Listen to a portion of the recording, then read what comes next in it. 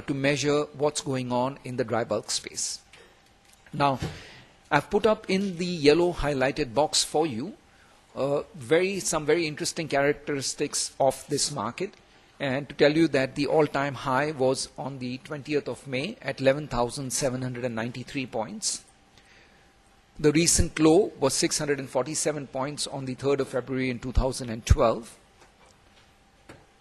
and previous highs were there as indicated in the box. The current position is that the index is at about 1,550 points. It had been following, but for the last 2 days it has started to go back up again.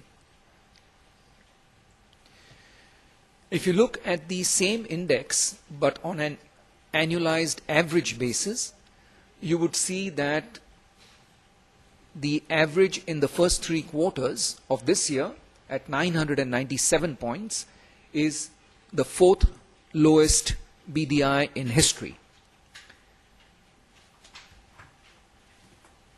If you then try to compare what happened in the past when they had a big recession in shipping and compare it with the current recession in shipping, then if you look at asset values of 5-year-old ships, you could see that by 1986 the asset prices had come down to their lowest points and then had started to go up. However, when you look at 10, 11 and 12, you see that asset prices are still falling. Now the turnaround point in the asset values took place in Q4 2012 and Q1 2013. Thereafter, asset prices have started to go up. And in the first 3 quarters of this year, asset prices have gone up anywhere between 20 and 30% depending on the sector of the dry bulk market that we are looking at. In terms of operating expenses, as you can see again, during 1985, 86, 87, operating costs were coming down across the board on all sectors in the dry bulk market. However, during 10, 11 and 12, we see a rising trend, and I can confirm to you that this trend will continue to push prices up because of inflation and crew wages. If you look at earnings per day per ship or time charter rates, again you can see that 1986 was the low point of the cycle, and by 1987 prices had gone up by almost 50%. We feel that we are nearing a similar type of situation, with 2013 being the bottom of the freight cycle, and that prices and rates should start to climb during 2014. So the cyclical upturn should start to take traction and hold during 2014. Coming to the supply side, if you look at what's happened in the first 3 quarters of this year and focus on the upper portion of the slide, you would see that there are approximately 11,000 ships in the water in the dry bulk sector at the end of Q3. The average age is less than 9.5 years old, and it's the youngest that the world fleet has ever been. The total deadweight tons is about 725 million deadweight tons, and the average size per ship is now almost 67,000 tons, or a Panamax size. If you look at the lower portion of the slide and focus on the last column and look at the figures in brackets, it tells you the change that has taken place in the first 3 quarters of this year on a deadweight ton basis in that sector. And as you can see, in the small handy size sector where pressure shipping is located, the growth rate has been the slowest. But if you look at the larger sizes, if you look at, for example, Panamax, it's been growing at about 8%, Cape sizes at about 4.25%, Supramax is at 4%. So you can see that growth rate as compared to the past has slowed down, but it is still quite strong in some of the sectors, especially the Panamax and the Cape size. Now, these are the balanced ships that are still to come. So if you look at 2013, in the last quarter, we have about another 40 million tons of deadweight of ships that are still to be delivered. In 2014, another 50 million tons approximately is still to come. and thereafter the order book starts to slow down. But if you look at the bar chart where I've tried to show this in the different size ranges, then you can see that basically during 13 and 14, and even if you look at 15, the majority of the orders are in the Panamax and in the Capesize sector. So the bigger ships are set to continue to grow, whilst the smaller ships will grow, but on a very marginal basis.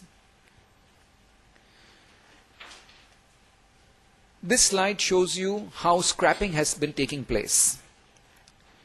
If you look at 1986, then two things stand out.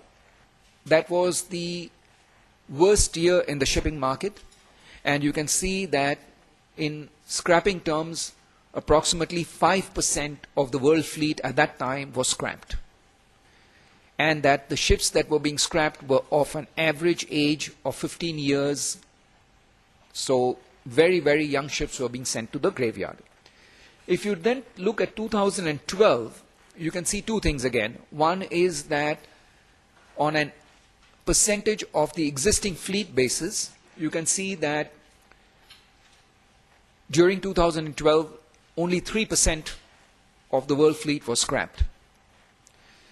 However, if you look at the bar chart, then it is about 3 times as large as the 1986 column. But because the world fleet has grown, therefore, in percentage terms, it's much smaller. Now, we expected that 2013 should have been stronger than 2012. In 2012, approximately 36 million deadweight tons of ships were scrapped. But in 2013, in the first 3 quarters of this year, just 18 million tons has been scrapped. So we might end up with a 25 million ton scrapping year this year as compared to last year's 36 million, which is not very good news. It means that there will be more supply than we had anticipated. If you look at the slippage, slippage is defined as the difference between the numbers of ships, or in deadweight ton terms, of ships that were on order at the beginning of the year and those that were physically delivered during the year. Then the difference between these two numbers works out to slippage, and the good news is that slippage is rising, which means that the forward order book, though it looks quite heavy, may not be as dramatic as it looks on just on number terms once you apply slippage to it. So if we were to look at 2013 and look at it in terms of a 30% slippage, even though it's currently running at 36%, and look at 25 million tons for scrapping, then you would see that 2013 would end up with a 10.2% increase in deadweight ton terms. And if you apply a 30% slippage and only a 20 million ton scrapping for 2014, then you would arrive at a growth rate of about 3%.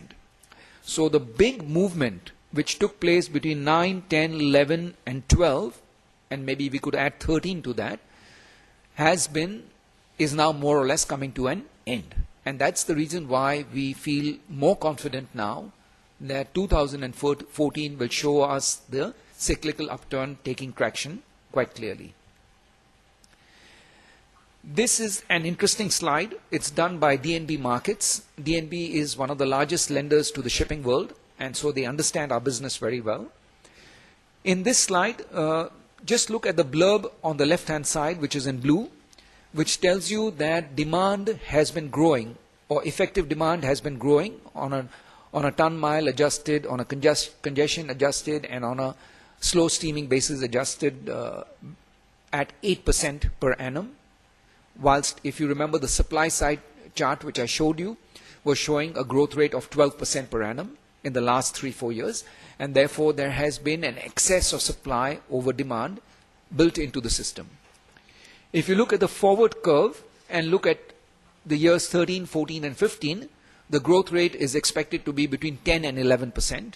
But if you remember the supply side tables, it shows us that the growth in supply is going to taper down quite significantly. Therefore, demand will exceed supply